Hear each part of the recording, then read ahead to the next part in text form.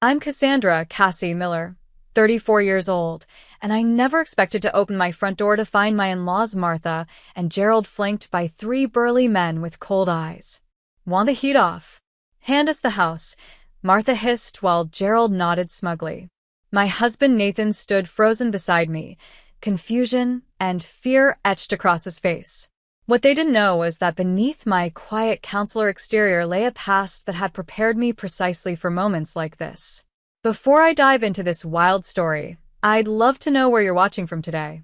Drop your location in the comments, hit that like button if you've ever dealt with difficult in-laws, and subscribe to catch more true stories of standing up to intimidation. Now, let me take you back to where it all began. Nathan and I met at a charity auction for the local children's hospital 5 years ago. I was volunteering at the registration table when this tall, kind-eyed man with slightly disheveled brown hair approached with a donation that was surprisingly generous for someone who wasn't dressed like the typical wealthy donor. We started talking, and by the end of the night, we'd exchanged numbers. There was something gentle yet confident about Nathan that drew me in immediately. Our romance moved quickly. After just 8 months of dating, he proposed during a hike to a waterfall we both loved. Nathan's career as an architectural engineer kept him busy designing sustainable commercial buildings, while I had settled into my role as a high school guidance counselor. What Nathan didn't know then was that my career choice was a deliberate step away from my former life. I loved helping teenagers navigate their problems, and the quiet predictability of school schedules offered a stability I had craved. My grandmother would have loved you, Nathan told me often during our first year of marriage. Gloria had raised him for many of his formative years while his parents were busy building their import business. When she passed away just 6 months after our wedding, we were devastated. What we hadn't expected was the reading of her will. She left us the house? Nathan had whispered in disbelief when the lawyer informed us that Gloria's Victorian home in the historic district was now ours. The 3-bedroom, 2-bath house with its wrap-around porch and mature oak trees wasn't just any property. Built in the 1890s, it had been lovingly maintained and updated over the years. Gloria had purchased it in the 1970s when the neighborhood was still affordable, and now its value had increased tenfold. This is where we spent summers catching fireflies, Nathan told me the first time he gave me a tour, his eyes misting as he showed me the backyard. She taught me to bake cookies in this kitchen.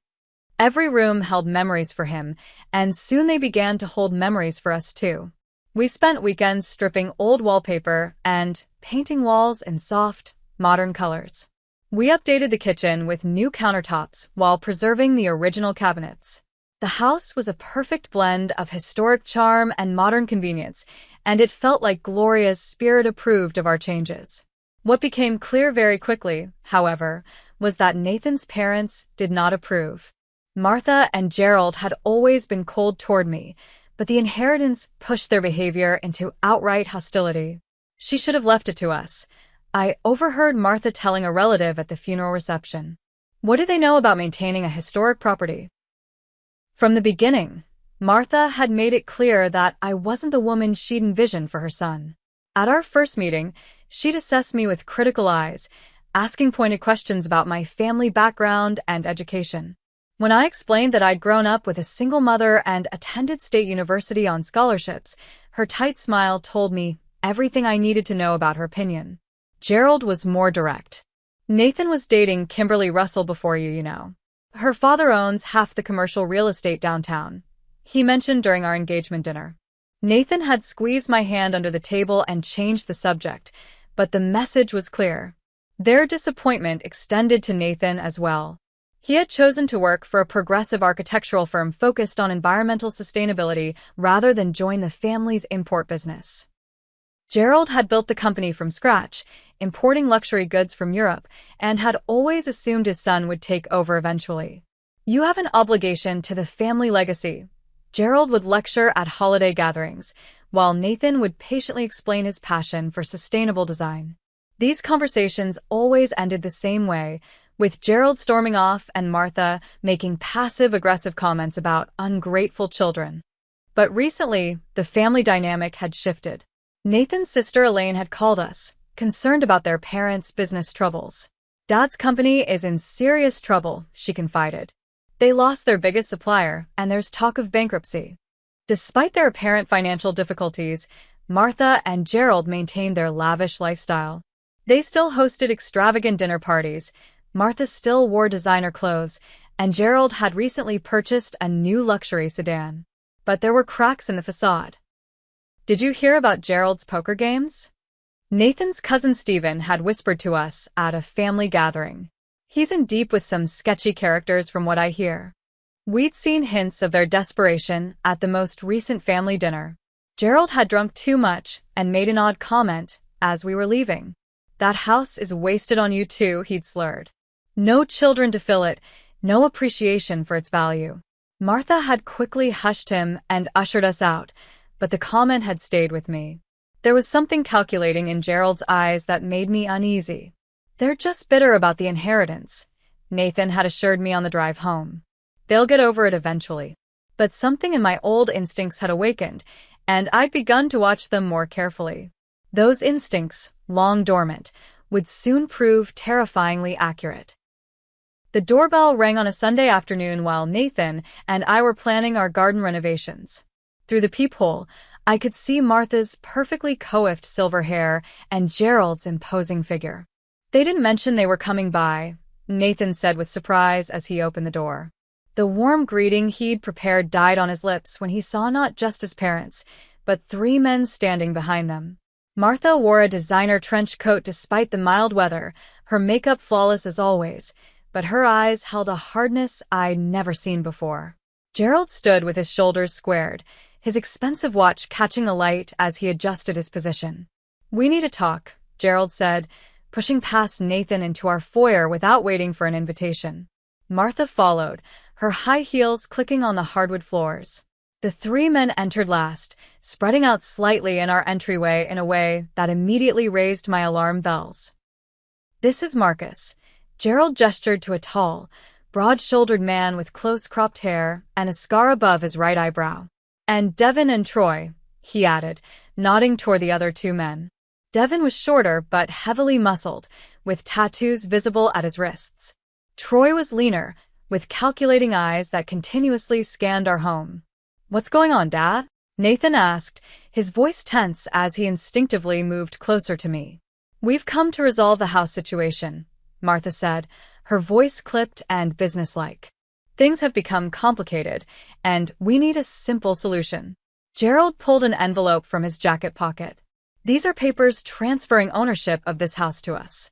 Sign them today, and we'll allow you to stay as tenants for 3 months while you find somewhere else." "What?" Nathan's voice rose in disbelief. "This is our house. Grandma Gloria left it to us legally." "Don't be naive," Gerald snapped. "The business is in trouble. We need liquid assets, and this house is the answer. You didn't earn it, you didn't pay for it. You just got lucky." "I'm not signing anything," Nathan said firmly. "This is our home."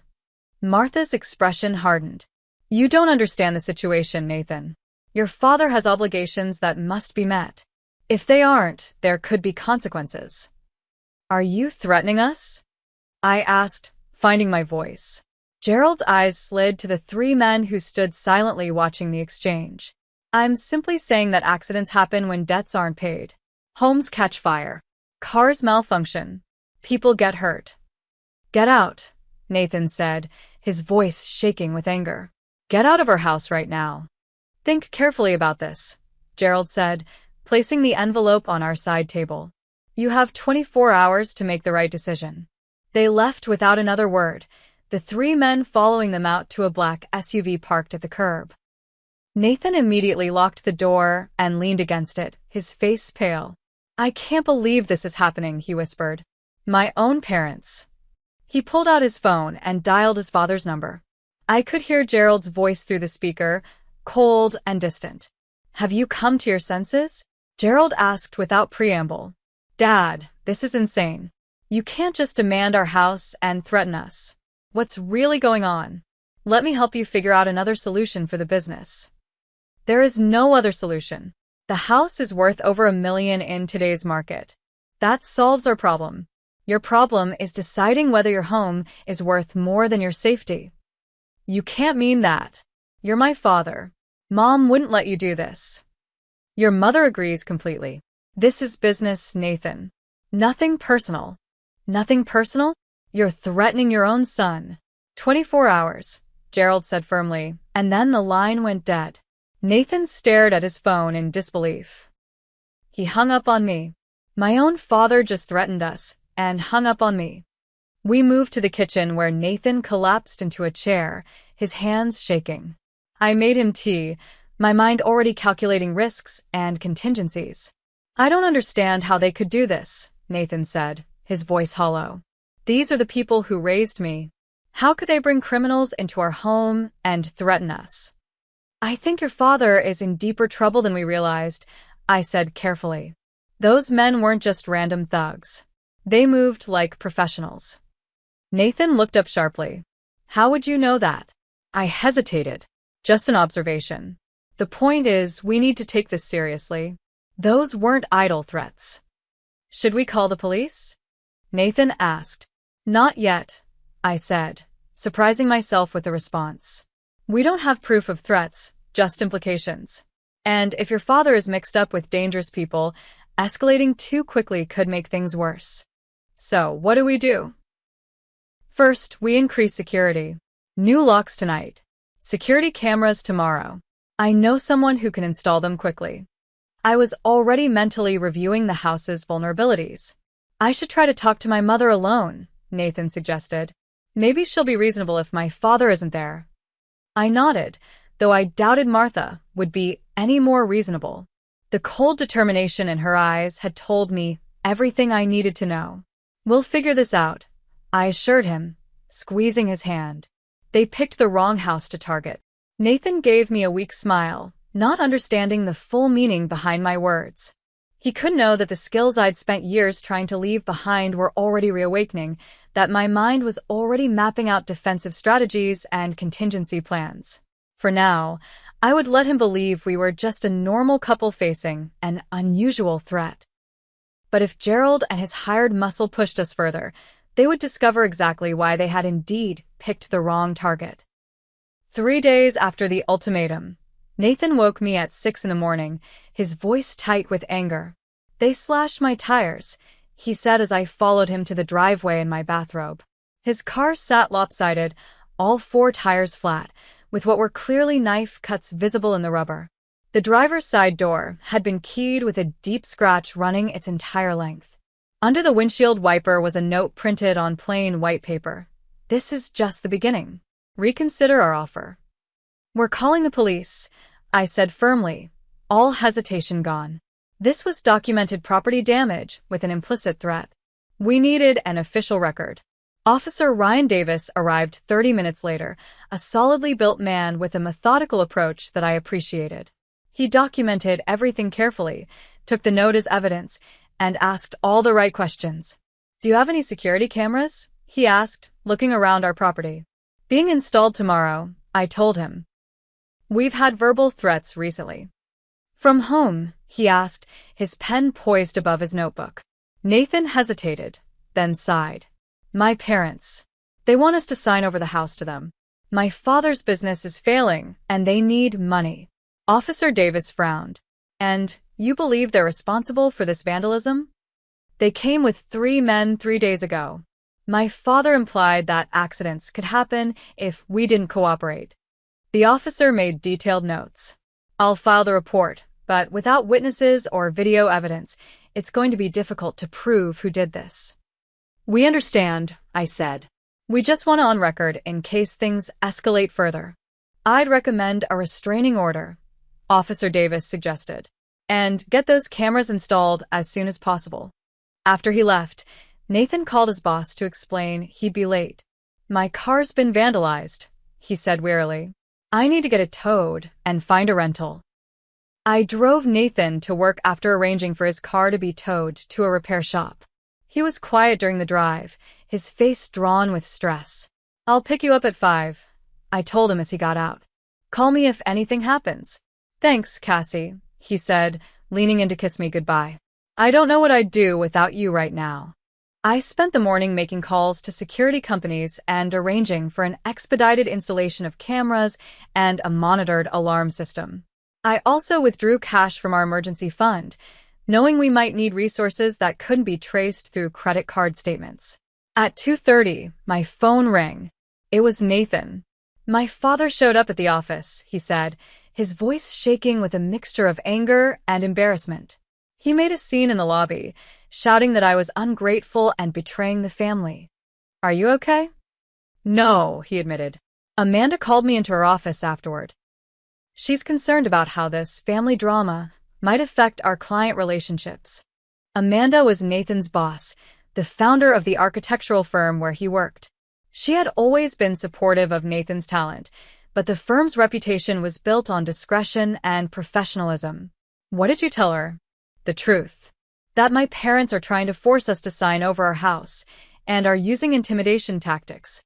She was sympathetic but warned me to keep it from affecting my work. "Did your father leave?"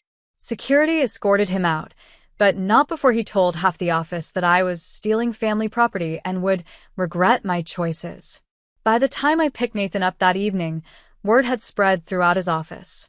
Colleagues gave him sympathetic or curious looks, and he could hear the whispers stop when he entered the break room. "Everyone's talking about it," he said as he slid into the passenger seat of my car. Trevor even asked if I was having mob problems because of the guys who were with my dad during the confrontation at home. "It'll blow over," I assured him, though I wasn't certain it would. If Gerald was desperate enough to make a scene at Nathan's workplace, he was likely desperate enough to take more drastic measures. That evening, Nathan's phone rang continuously. First was his sister Elaine, her voice worried. "Nate, what's happening?" "Dad came home raging about you and the house. They're trying to force us to sign it over to them," Nathan explained. "They brought threatening men to our house, and now my car's been vandalized." "Oh God," Elaine breathed. I knew they were having money troubles, but I never thought they'd go this far. "Nathan, be careful. Dad was on the phone earlier with someone, and he sounded desperate. He kept saying he'd get the money one way or another." "Thanks for the warning," Nathan said. "You should distance yourself from this, Elaine. I don't want you caught in the middle. You're my brother." "I'm already in the middle," she said firmly. "I'll let you know if I hear anything else." The next call was less supportive. Nathan's brother Richard, who worked in their father's business, was coldly angry. "You're going to destroy this family," he accused, without preamble. "The business is on the brink, and you're sitting in $1 million house you did nothing to earn." "That house was Grandma's gift to us, not a family asset," Nathan argued. "And threatening us isn't going to change that." "You always were selfish," Richard spat. "When this company goes under and 30 employees lose their jobs, that's on you. And don't think this ends with a few scratches on your precious car. Dad has connections you don't want to mess with." Nathan ended the call and turned off his phone, his hands shaking. "My own family," he whispered. "My own brother threatening me now." I sat beside him on the couch, holding his hand. "We'll get through this," I promised. "The security system will be installed tomorrow, and I've already spoken to a lawyer about the restraining order." "I keep thinking this can't be real," Nathan said. "That I'll wake up and my parents will be the people I thought they were." I didn't know how to tell him that people often aren't who we believe them to be. That sometimes the masks people wear are so convincing that when they finally slip, the reality is unrecognizable. I had learned that lesson years ago in my former career, but Nathan was learning it now in the most painful way possible. "Try to get some sleep," I said gently. "I'll stay up and keep watch tonight." "You can't stay up all night," he protested. "Trust me," I said with a small smile. "I've had practice." He didn't question what I meant, too exhausted by the day's events to notice the hint about my past. As he fell into a troubled sleep, I positioned myself near the window with a clear view of our driveway and front yard, prepared for a long night of vigilance. The security installation couldn't come soon enough. And soon, I would need to make a decision about how much of my past to reveal to Nathan. Because if things continued to escalate, I would need to employ skills I had hoped never to use again. The week following the car vandalism brought a tense quiet. Too quiet.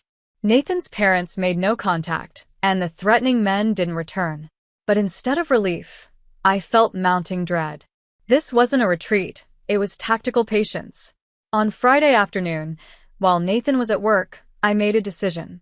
Sitting alone in our kitchen, I stared at my phone, contemplating the call I was about to make. Once I took this step, there would be no going back to the life I'd carefully constructed. I dialed a number I hadn't used in 5 years. "Harris," answered a familiar voice. "Amanda, it's Cassie Miller. Formerly Cassandra Reynolds." There was a pause.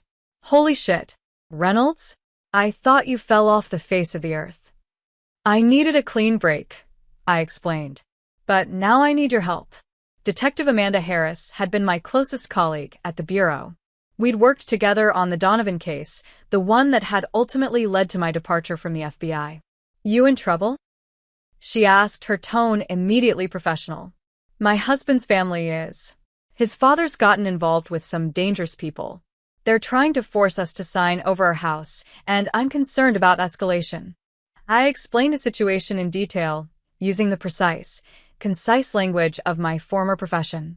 It felt strange how easily I slipped back into that mindset. "I can run background on these 3 men," Amanda offered, "and check if Gerald Miller has known associations in our database." "I'd appreciate that." "And Amanda? My husband doesn't know about my past." "None of it?" she asked, sounding surprised. "He thinks I've always been a high school counselor who moved here for a fresh start after a bad breakup." Amanda whistled low. "That's quite a cover story. You planning to tell him now?" "I don't see how I can avoid it. Not if I'm going to protect him properly." After ending the call, I spent the afternoon preparing. I retrieved a locked box from the back of our closet, hidden behind winter clothing.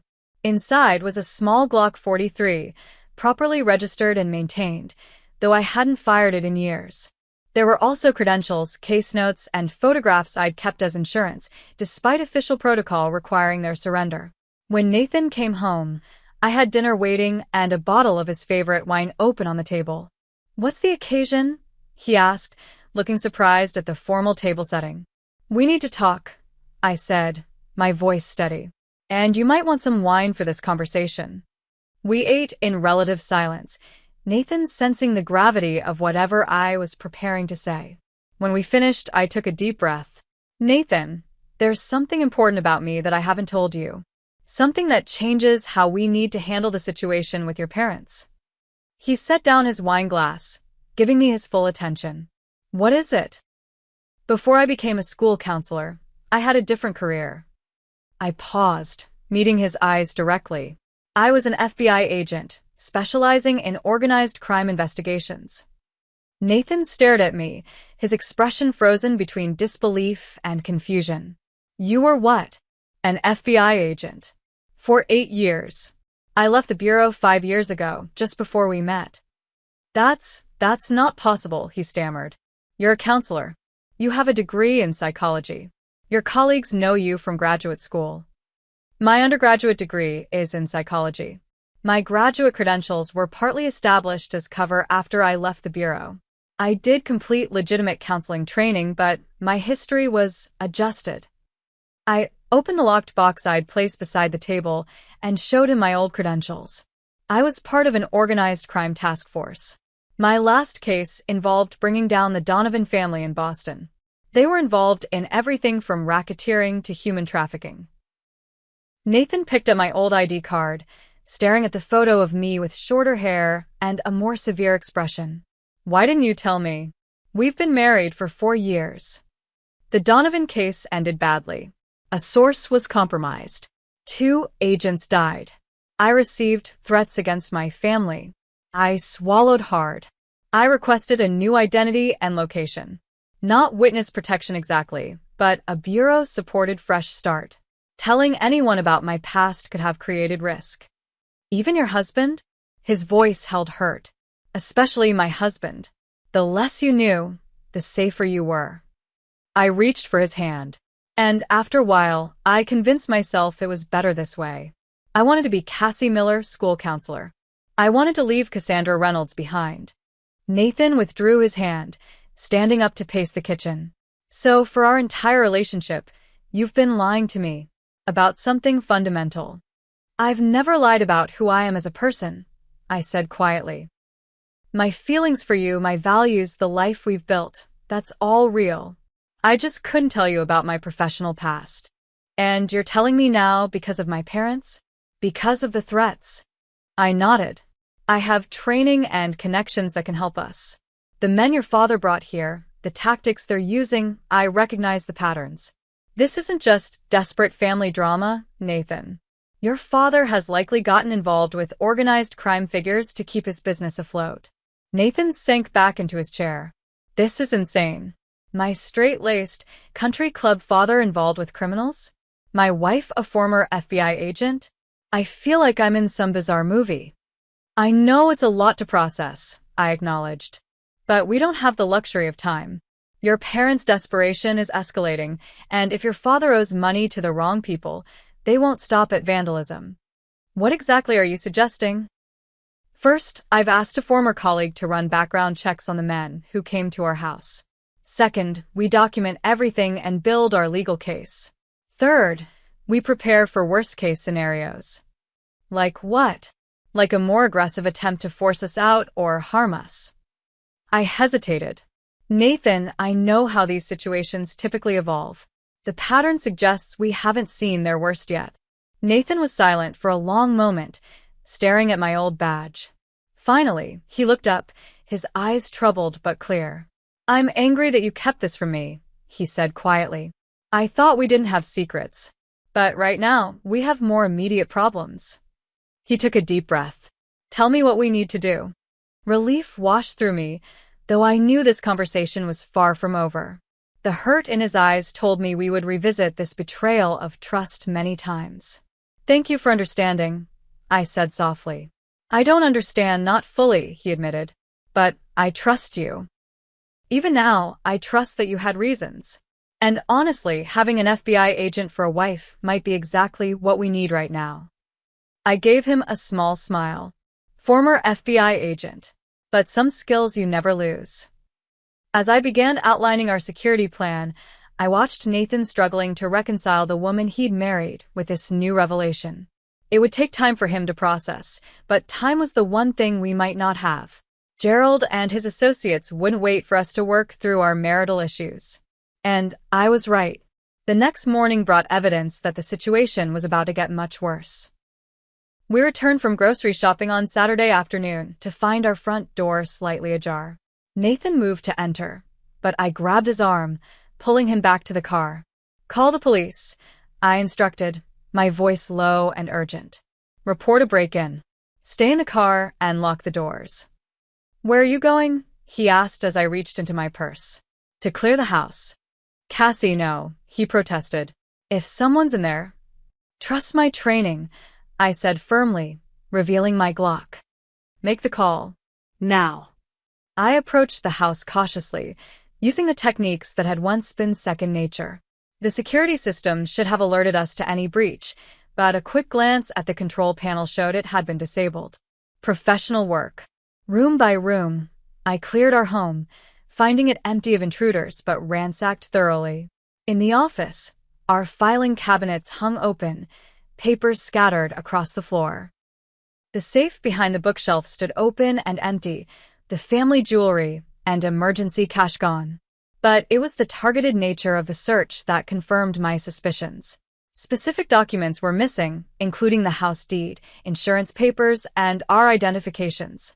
This wasn't a random burglary, it was a focused attempt to gather information and valuables. In the bedroom, a message had been spray-painted across our wall. Next time you'll be home. I heard sirens approaching and holstered my weapon before the police arrived.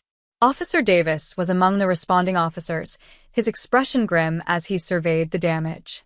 You're lucky you weren't home, he commented as his partner took photographs of the graffiti. It wasn't luck, I replied. They knew our routine. They waited until we'd left. Nathan stood in the doorway of our bedroom, his face pale. They took the deed to the house, he said. And Grandma Gloria's jewelry. Check your security footage, Officer Davis suggested. The system company should have cloud backup even if they disabled the main panel. He was right. When the technicians from the security company arrived, they were able to retrieve footage showing Troy and Devin breaking in through our back door, their movements methodical and practiced. The timestamp showed they'd entered just 20 minutes after we'd left. "I recognize them," Officer Davis said, studying the footage. "They're known associates of Frank Wilson, small-time enforcer for bigger operations." "Frank Wilson," I repeated, filing the name away to research later. After the police left, Nathan and I began the process of cleaning up. As we worked in silence, his phone rang. It was Richard. "Enjoying your weekend?" his brother asked, his tone smug. "I hear you had some unexpected visitors." Nathan's knuckles whitened around the phone. "Did you know about this? Did you know they were going to break into our home?" Let's just say I wasn't surprised. Dad's patience is running out, Nathan. The offer still stands. Sign over the house, and this all goes away. Tell Dad he's just added breaking and entering, theft, and criminal threats to his list of problems. Nathan snapped before hanging up. "They're getting bolder," I observed, carefully sweeping up broken glass from a picture frame. The photo inside, one of Nathan and me on our wedding day, had been deliberately torn. "What's our next move?" Nathan asked, his jaw set in determination that replaced his earlier shock. Before I could answer, my phone buzzed with a text from Amanda. "Call me. Found connection between Gerald Miller and Frank Wilson. Not good." "First, we finish securing the house," I said. "Then I need to make a call."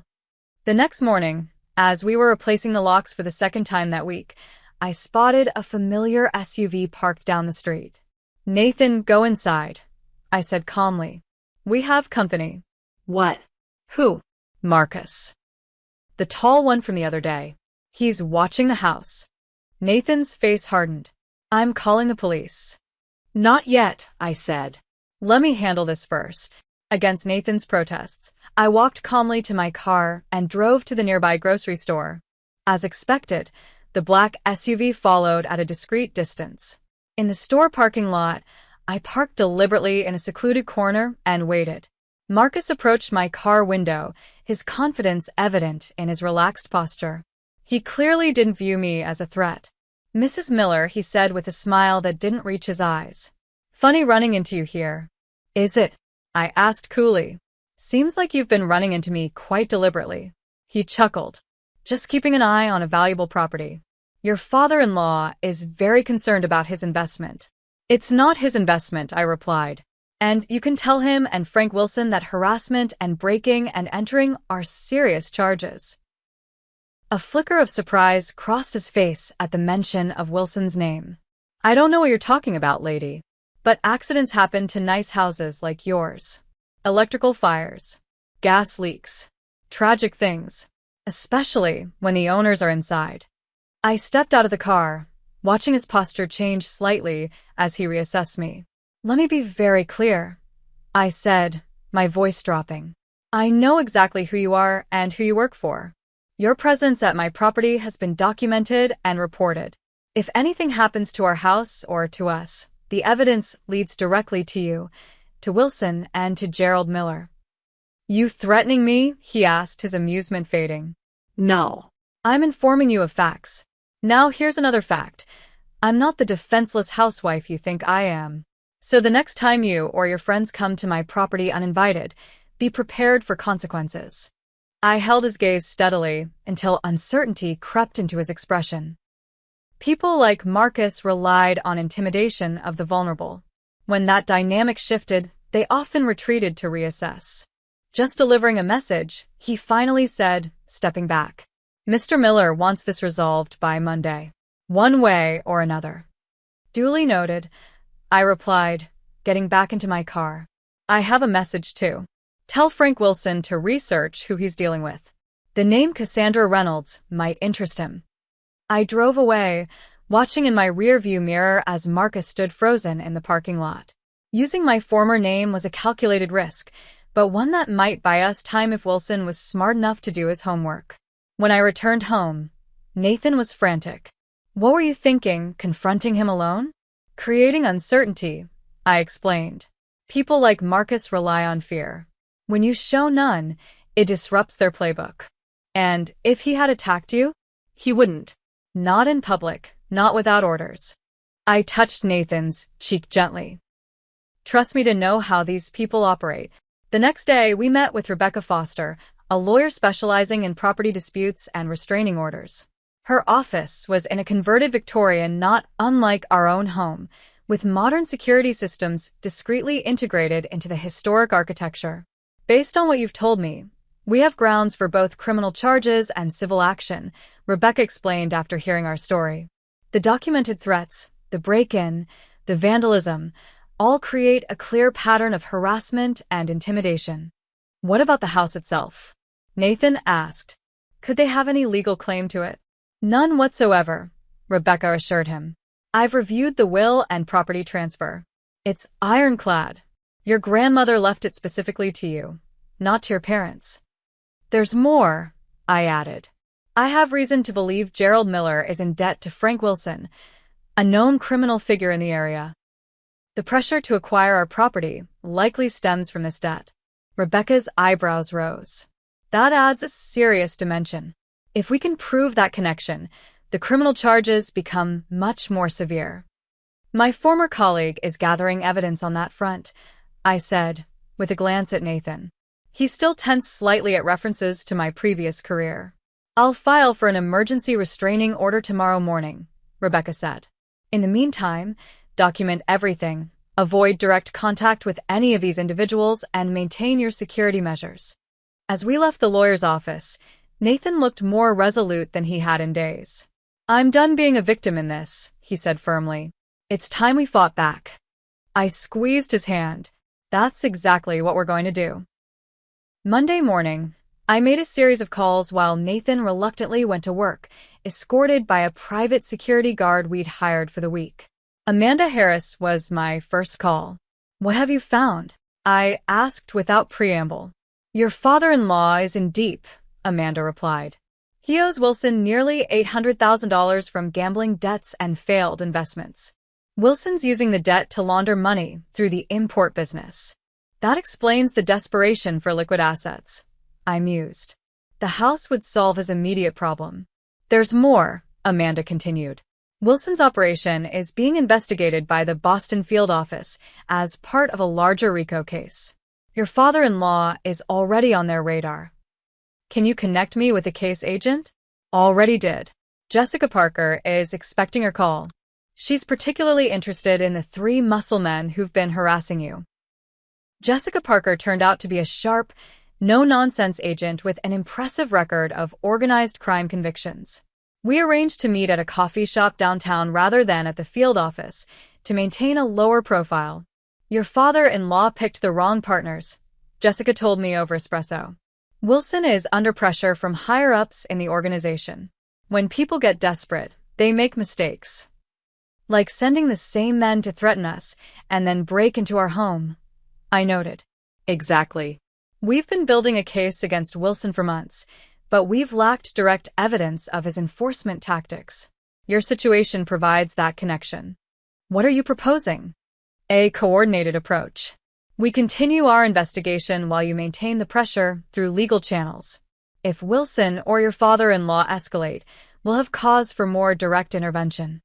And if they come after us more aggressively in the meantime? Jessica smiled slightly. From what I remember of your work on the Donovan case, you're more than capable of handling yourself until backup arrives. With law enforcement now formally in the loop, I turned my attention to our home security. The system installed after the break-in was good, but not good enough.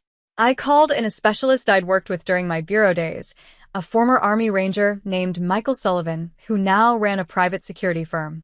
The existing setup has too many vulnerabilities, Michael concluded after inspecting our property. I can upgrade you to a system that would make Fort Knox jealous, but it'll cost. Do it, I authorized. Money's not the issue right now. Within 48 hours, our home had military-grade surveillance, reinforced entry points, motion sensors, and a panic room converted from our walk-in closet. Michael's team worked efficiently, completing the installation just as Nathan returned home from work on Tuesday. Is all this really necessary? Nathan asked, watching as technicians calibrated the final cameras. Better to have it and not need it, I replied. Besides, we're not just protecting ourselves now. We're gathering evidence. That evening, I deliberately called a local jeweler known for buying estate pieces and mentioned loudly that we would be bringing in the remaining family jewelry for appraisal on Thursday. Then I called our insurance company and discussed increasing our coverage for irreplaceable items still in the home. "What are you doing?" Nathan asked when I hung up. "Creating bait," I explained. "We need them to make another move, but this time on our terms." "You're trying to get them to break in again?" he asked incredulously. "In a controlled situation where we're prepared and can document everything." I laid out the plan. "They think we're vulnerable and frightened. We'll use that misconception." The next step was confronting Richard. Nathan's brother had been Gerald's willing accomplice and potentially our weakest link for gathering evidence. We arranged to cross paths with him at a family event for a cousin's birthday held at a restaurant downtown. The tension was palpable when we arrived. Martha and Gerald had chosen not to attend, but Richard was there with his wife Laura, who looked uncomfortable with the entire situation. "I'm surprised you had the nerve to show up," Richard said when he spotted us, his voice just low enough that other family members couldn't hear. "We're not the ones who should be ashamed," Nathan replied calmly. "How much do you know about Dad's arrangement with Frank Wilson?" Richard's face paled slightly. "I don't know what you're talking about." "The FBI does," I interjected quietly. "They're building a RICO case as we speak. Anyone involved could face serious charges." "You're bluffing," Richard hissed, but the uncertainty in his eyes was clear. "We have the break-in on video," Nathan continued. "Troy and Devin are already identified in police reports. The question is, how involved are you? Did you just know about it, or did you help plan it?" I discreetly activated the recording device in my purse. Richard glanced around nervously, then leaned closer. "Look, I didn't know they were going to break in. Dad just said he was putting pressure on you to be reasonable about the house. He needs it to pay off Wilson before things get worse." "Worse how?" Nathan pressed. "Wilson's people don't play games. Dad said either he gets the money from selling your house, or they'll collect through the business and the family." "So, you helped him threaten your own brother?" Richard had the decency to look ashamed. "I was protecting the business, our employees, our family name." "By becoming criminals yourselves," Nathan said flatly. "Did Mom know about the break-in too?" Richard hesitated. "She knows everything. She's the one who suggested using the house to solve the problem." As we left the restaurant, the recording safely secured, Nathan was silent. Learning his mother's role had hit him hard. "I need to talk to her," he finally said. "One-on-one." "Are you sure that's wise?" "No, but it's necessary.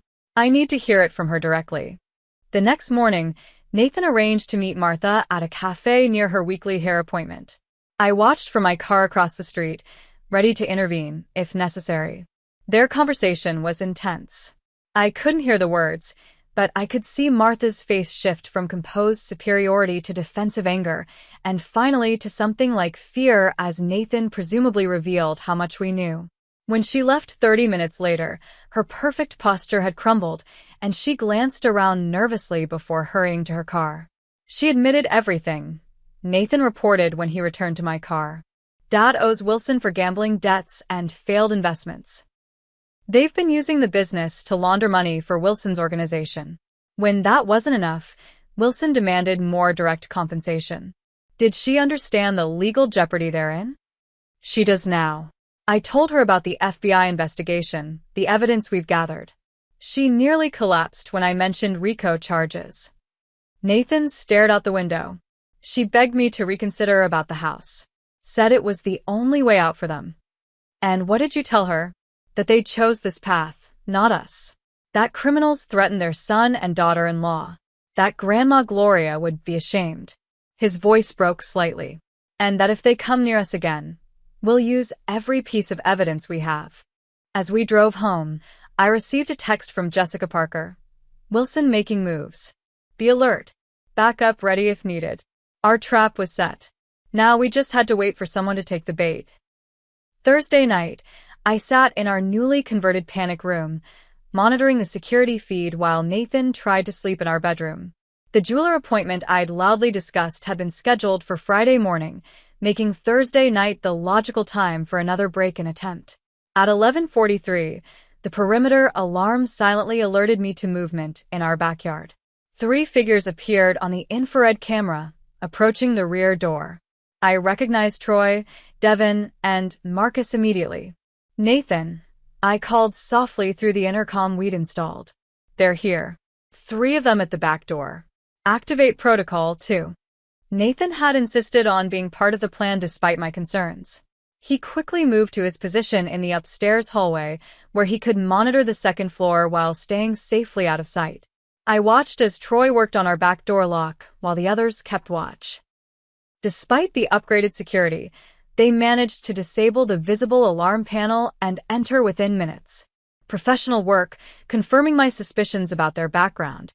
Once they were inside, I activated the silent alarm that would alert both our private security team and the police officers Jessica had stationed nearby.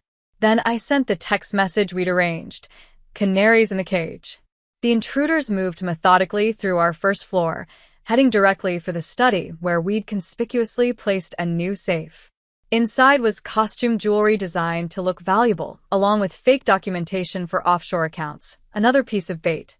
"They're at the safe," Nathan whispered through the intercom. "Stay in position," I reminded him. "Help is 3 minutes out."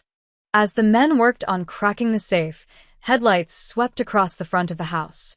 A car had pulled up outside. "We have new arrivals," I reported, switching to the front camera feed. "It's your parents." Gerald and Martha approached the front door, looking anxious. Gerald unlocked it with what must have been a key they had made during the previous break-in. Their coordination with the intruders was now undeniable, captured clearly on multiple cameras. "Mom and Dad are inside," Nathan confirmed, his voice tight. "They're talking to the men." I could see them now on the interior cameras, Gerald gesturing emphatically while Martha stood slightly behind him, her eyes darting around nervously. "Get the deed and anything valuable," Gerald instructed. "We need to make this look like a regular burglary gone wrong." "What about the occupants?" Marcus asked. Gerald hesitated, then said, "Do what you have to do. Just make sure we get what we need." Martha gasped. "Gerald, you said no one would get hurt." "Be quiet," Gerald hissed. "It's too late for cold feet." That was all the evidence we needed. I pressed the final alert button that would bring in the tactical team, then used the house intercom system to address the intruders. "Attention! This property is under surveillance. Law enforcement has been notified and is surrounding the premises. Put your hands up and remain where you are." The chaos erupted. Troy and Devin bolted for the back door, while Marcus drew a weapon. Gerald stood frozen in shock while Martha began to cry. "Federal agents.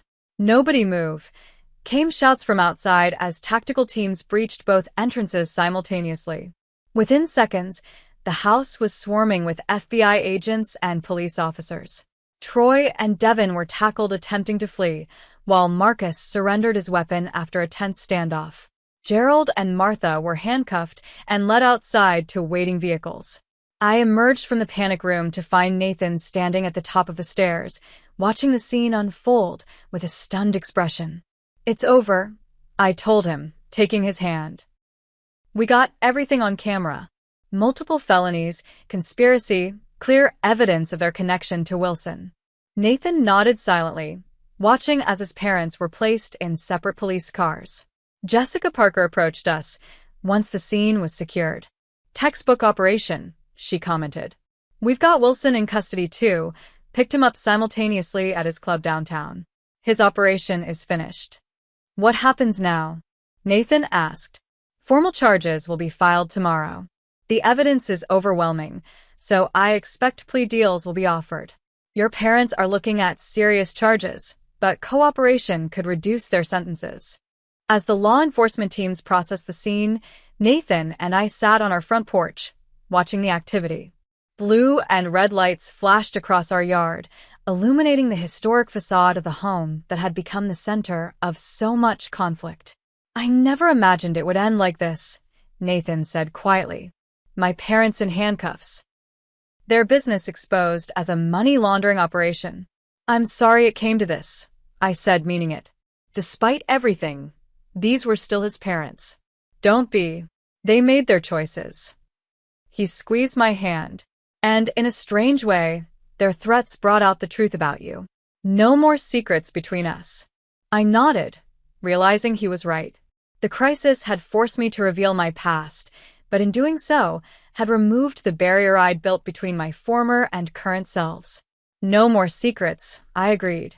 Cassandra Reynolds and Cassie Miller are finally the same person. As dawn broke over our neighborhood, the last police car pulled away. Our house stood quiet once more, but fundamentally changed. Like us, it had weathered a storm and remained standing, perhaps stronger for having been tested. #9. Conclusion, aftermath. The legal proceedings moved swiftly. With overwhelming evidence and the broader RICO investigation into Wilson's organization, prosecutors had a powerful case. Gerald faced charges of conspiracy, extortion, money laundering, and solicitation of burglary. Martha was charged as an accessory, though her attorney argued successfully that she had been coerced by her husband. Troy, Devin, and Marcus quickly turned on their employers, offering testimony against both Wilson and Gerald in exchange for reduced sentences. Richard, too, found himself facing charges for his role in the intimidation campaign. Nathan testified at his father's preliminary hearing, his voice steady as he recounted the threats and break-ins. I sat in the courtroom, watching his strength with pride. My father betrayed everything he claimed to value, Nathan told the court. Family, honesty, integrity. He was willing to put his own son and daughter-in-law at risk of physical harm to solve problems of his own making. Gerald barely looked at Nathan during the testimony, his eyes fixed on the table in front of him. Martha, seated separately with her own attorney, wept quietly. In the end, Gerald accepted a plea deal that would send him to federal prison for 12 years. Martha received 5 years probation and community service. Their business was liquidated to pay restitution, and both were barred from financial industry positions for life. The aftermath rippled through the family. Some relatives refused to speak to us, blaming Nathan for destroying the family. Others, like Elaine, stood firmly by our side. I always knew Dad had a dark side, she confided over coffee one afternoon. The way he'd threatened to cut off my college funds whenever I disagreed with him. The way he'd pit Richard and Nathan against each other. But I never imagined he'd go this far. Richard's situation proved complicated. Initially charged as a co-conspirator, he eventually received a suspended sentence after cooperating with prosecutors. His marriage to Laura didn't survive the scandal, and he moved across the country to start over. Months after the arrests, Richard called Nathan. I was wrong, he said simply. I believed Dad's lies because I wanted to, because it was easier than admitting what he'd become. It's going to take time, Rich, Nathan replied. Trust isn't rebuilt overnight. I know. I just wanted to say it. I'm sorry. For everything. Nathan began meeting with a therapist specializing in family trauma. The betrayal by his parents had shaken his fundamental understanding of his childhood and identity. I keep wondering if I ever really knew them, he confessed during a quiet evening at home. Were they always capable of this, or did desperation change them? People are complicated, I offered. They can compartmentalize, justify actions they'd normally condemn. Your father probably never saw himself as the villain in this story. How do you reconcile loving someone with knowing what they're capable of? You don't necessarily, I said gently. You acknowledge both realities. The father who taught you to ride a bike also threatened your safety. Both versions are true. My own professional life changed as well. After discussions with Nathan and careful consideration, I decided to return to law enforcement on a limited basis. The Boston field office offered me a consulting position focusing on financial crimes, allowing me to use my expertise while maintaining my counseling practice. Are you sure about this? Nathan asked when I showed him the offer letter. You left that world for a reason. I left because I needed to escape after a traumatic case, I explained. But using those skills again to protect us, to fight back, I realized I've been hiding from a part of myself that doesn't need to stay hidden. He nodded thoughtfully. I like the idea of you not having to compartmentalize anymore. The whole Cassie is greater than the sum of her parts. Our home, the source of so much conflict, became a symbol of our resilience. We continued the renovations that had been interrupted, creating a space that honored both Gloria's legacy and our own journey. I think Grandma would approve of the security upgrades, Nathan joked as we installed new lighting in the garden. She always did say better safe than sorry. On the 1-year anniversary of the night that had ended the threats, we hosted a dinner for those who had stood by us. Elaine and her husband, Amanda Harris, Jessica Parker, and Rebecca Foster. Gathered around Gloria's antique dining table, we raised glasses in a toast. To homes, Nathan said simply. Not just the buildings, but the safety and truth they contain. And to picking the wrong targets, I added with a smile, taking his hand. As our friends laughed and conversation flowed, I looked around at the home we'd fought so hard to protect. It wasn't just the physical structure that had been threatened, but the life and future we were building together. In fighting for one, we had strengthened the other. Later that night, as Nathan and I stood on our porch looking at the stars, he put his arm around me. You know, when I first found out about your FBI past, I was shocked. But now I can't imagine you any other way. Even with all the complications it brought, especially with those. Because that's what made you who you are. The complications, the contradictions, the strength that comes from overcoming them. I lean my head against his shoulder, feeling truly at home in both our house and my identity for the first time in years. You were right that night, Nathan murmured. They really did pick the wrong target. I'd love to hear your thoughts on this story. Have you ever had to stand up to family members who crossed boundaries? What would you have done in Cassie and Nathan's situation? Drop a comment below, hit the like button if you enjoyed this wild ride, subscribe for more incredible true stories, and share with someone who appreciates tales of justice and standing up for what's right. Thank you so much for spending time with me today, and remember, sometimes the quiet ones have the most surprising strengths.